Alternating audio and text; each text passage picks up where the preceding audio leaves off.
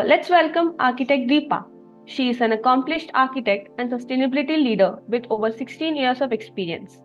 As the principal architecture for sustainability at Kapadia Associates, she drives the firm's sustainability strategy, advocates for high performance target, and conducts training program at net zero education experts. With 70 plus professional programs under her belt, Deepa's impact extends to over 3,500 learners. Additionally, she serves as a faculty member at CEPT University and holds the title of ECBC Master Trainer. Deepa will be presenting a talk on integrated design approach. So let's welcome Deepa. What can architects do in order to design climate responsive buildings? Okay. Step one is set the context, and Nikita already had set the context, like the larger context. I'm talking about the context about your project. Are you working on one building, group of buildings, a huge campus which is going to develop over the years? What is the context? First, define it. Very, very important.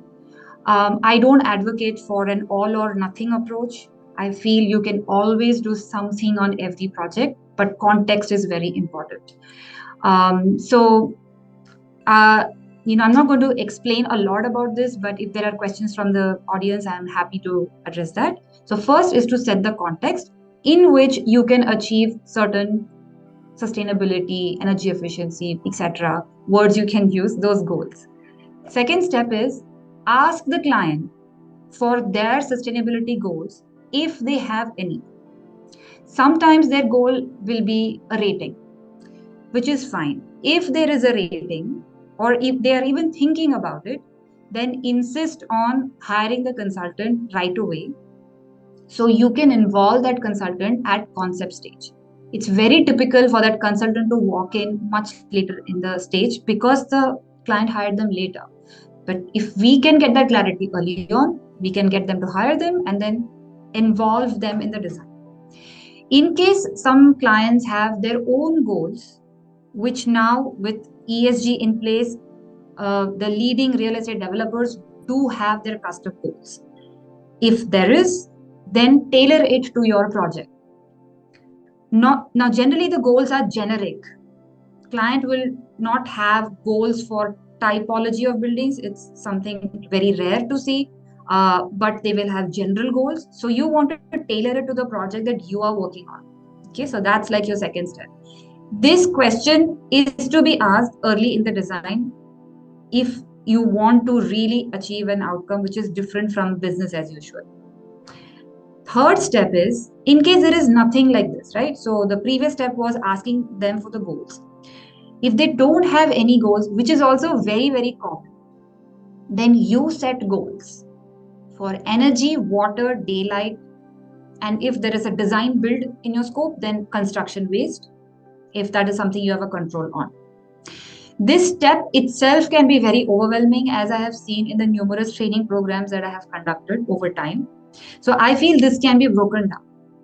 Start with one goal for one project. Example, if you're working on a residential project, just have a goal of daylight. Just solve for that, focus on that for one project. Because that itself will mean that you need to get into some research, to deep dive, understand what are the metrics. A lot of things go, around this one topic. So get comfortable with one goal for one project. Then in the next one, you can layer. You could have daylight and natural ventilation. Then you can have that plus water and so on and so forth. So don't start with all 5 if you've never done that. Start with one goal for one project. Next step is, once you've identified your goals, use simulation tools to measure these goals. If we don't measure, we don't know what to improve. At the same time, we don't know anything about performance. We have an intuitive sense as architects on what will work for sure.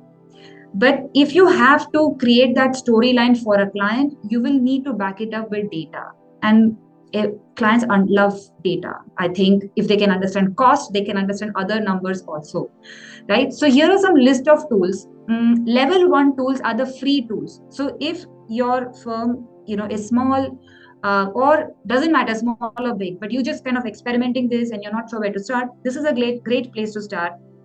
Tools like Climate Consultant, Andrew Marshall, these are all free. Start dabbling with those. Level 2 are, when you're level 1, you're comfortable with them. Then level 2 are paid tools, but they can do many more things than a level 1 do. And those are very appropriate for architects. So like a level 2. And a level 3 is more robust than the level 2. Where now you're very comfortable and you are directly looking at U value and you're very comfortable with this kind of a language. You're ready to go into a level 3 tool. Almost all the consultants you will hire will use the level 3 tools.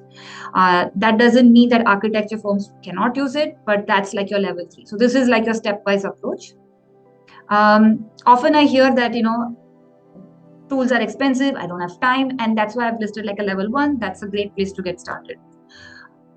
When you use tools, you have to iterate. Keep comparing different design alternatives until you reach your desired goals. All of this you will do in your concept stage, right? You will do this at every step. What? Communicate. Communication is not a step. It's something you have to do from the very beginning till the very end of the project. But while you're doing it, use data to support design. Use data to tell a story, right? Step 5, document the damage. I think this is very important. Most of the time I hear architects say that, I know this client very well, they will not listen to what I say. Fair enough. But at least put your point forward. Net is a gain for you because you understood how to communicate. It just didn't work. Fine. You will get better in the 3rd and the 4th and the 5th and the 10th time. In the end, you have to simply document whatever went into the building. Okay. So you propose something, instead something happened. That's absolutely fine, but document it for your own learning. So you know what is the daylight goal. I started with this, I ended up with this. Knowing that is a huge learning.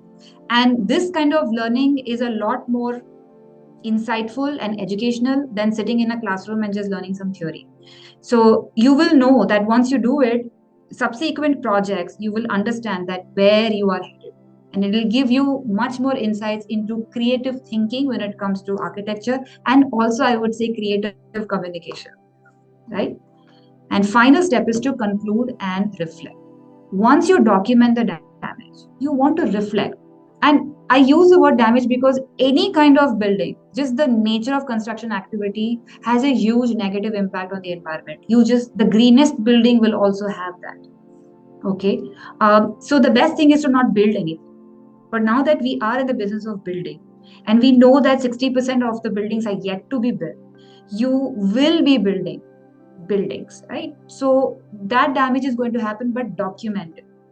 And you reflect on it whether the outcome was climate responsive or climate controlled. That's something an internal reflection has to happen within the firm. Generally, there are two approaches. You will either end up with climate responsive architecture or a climate controlled architecture. Whatever happens somewhere in between, you can still kind of have a sense of it's leaning more towards one or the other. Repeat this for every project. Your client does not have to tell you what to do. You can set one goal for a project and you can repeat this. Now, what will happen if you do this? Okay. The outcome of this is huge. Once you start doing it, I don't think you will ever go back to your older ways of working for sure. You would have identified an integrated workflow for your firm, irrespective of the scale of the firm. You would have identified a set of consultants who you will work with because you've experimented with a few. You will be the one driving agenda of the project because you are at the table the first, right? Before any other consultants are there. You will eventually end up with some kind of a material library because you would have done some research in this process and a sustainability report card of sorts for your internal, for your own firm, for your practice. There is no other way, but you will add value to the project. I don't see it happening any other way. And whether you like it or not, you will be differentiating yourself from the rest. It will just happen automatically. And if all of this is there, you will have a climate responsive building as an outcome. I don't see if you do all of this, it will be anything else but this.